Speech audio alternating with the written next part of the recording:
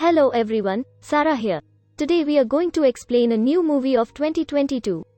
Elvis. Elvis is a 2022 biographical musical film directed by Baz Luhrmann, who co-wrote the screenplay with Sam Bromell, Craig Pearce, and Jeremy Donner. The film follows the life of rock and roll icon Elvis Presley, told from the perspective of his manager, Colonel Tom Parker.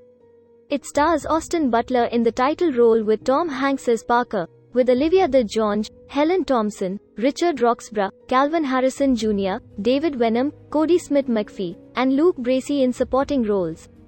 In 1997, Elvis Presley's former manager, Colonel Tom Parker, is on his deathbed, obsessed with gambling, and looking back on how he first met the future king of rock and roll.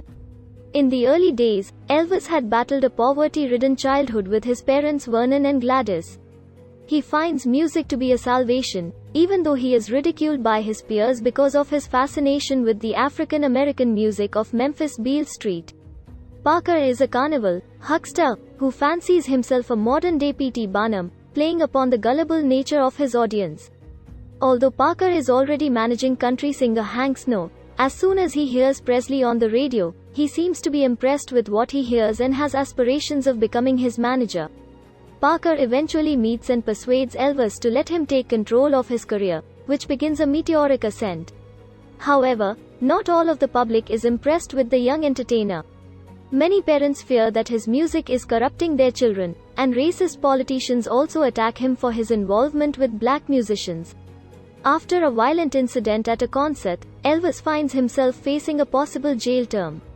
However, it is implied that Parker persuades the government to draft Elvis into the US Army as a way of avoiding any further legal entanglements.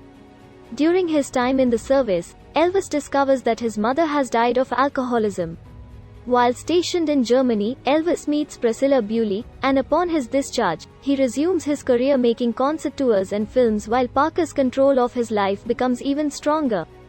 As the 60s pass him by, Elvis is heartbroken by the assassinations of Martin Luther King Jr. and Robert Kennedy, wishing to become more politically outspoken in his music while Parker merely wants him to sing frivolous tunes that will be bestsellers.